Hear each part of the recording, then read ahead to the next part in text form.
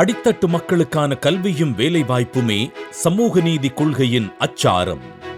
தரமான கல்வியும் கண்ணியமான வேலைவாய்ப்பும் அனைவருக்கும் கிடைப்பதை உறுதிப்படுத்துவதற்காக ஓயாது உழைத்து வருகிறார் மாண்புமிகு தமிழ்நாடு முதலமைச்சர் திரு மு.க. ஸ்டாலின் அவர்கள்.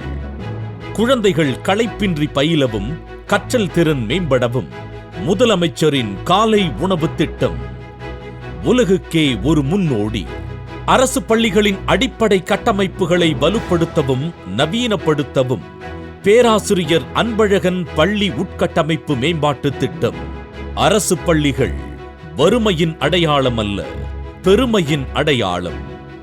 ஐஐடி, என்ஐடி, IIM உள்ளிட்ட தலைசிறந்த கல்வி நிறுவனங்களில் அரசு பள்ளி மாணவர்களும் அடியெடுத்து வைத்திட சிறப்பு பயிற்சிகள். உலகை வெல்லும் இளைய தமிழகம் படைத்திட நான் முதல்வன் திட்டம். அரசு பள்ளி மாணவியரின் உயர்கல்வியை ஊக்குவிக்கவும் இடைநிற்றலை தவிர்க்கவும் புதுமை பெண் திட்டம்.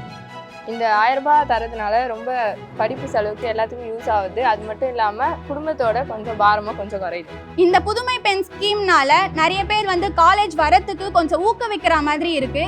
இந்த ஸ்கீமை கொண்டு வந்த நம்மளோட முதலமைச்சர் ஐயா அவர்களுக்கும் நம்மளோட தமிழக அரசுக்கும் நன்றியை தெரிவித்துக் கொள்கிறேன். நன்றி.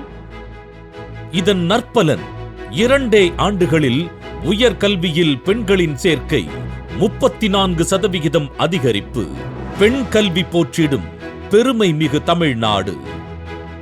மாணவியரின் உயர்கல்விக்கு ஏற்றம் தரும் ஏணியாம் புதுமை பெண் திட்டம் போல மாணவருக்கும் ஒரு திட்டம் வேண்டும் என சிந்தித்த நம் திராவிட மாடல் அரசின் முதலமைச்சர் அவர்கள் அதற்கு உடனடியாக செயல் வடிவமும் கொடுத்துள்ளார். புதுமை பெண் திட்டம் போல மாணவர்களுக்கு 1000 ரூபாய் வழங்கும் தமிழ் புதல்வன் திட்டம் தொடங்கப்பட இருக்கு.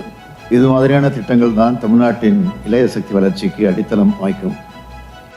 கல்வி செலவு செலவினம் அல்ல, வளமான தமிழகத்திற்கான மூலதனம் என்பதை வலியுறுத்தும் முதலமைச்சர் தமிழ் புதல்வன் திட்டத்திற்கென ரூபாய் 360 கோடி ஒதுக்கீடு செய்துள்ளார்.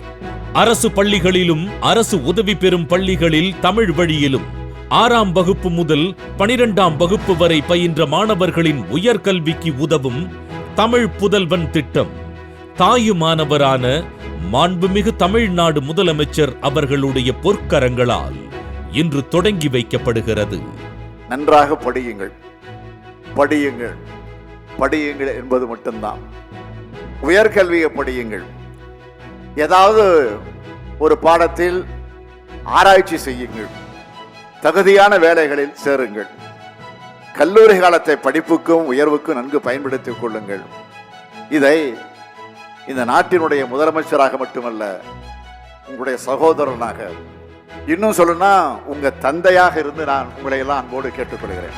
களம் நமதே, கல்வியே ஆயுதம், சொன்னதை செய்யும் நம் முதல்வர்.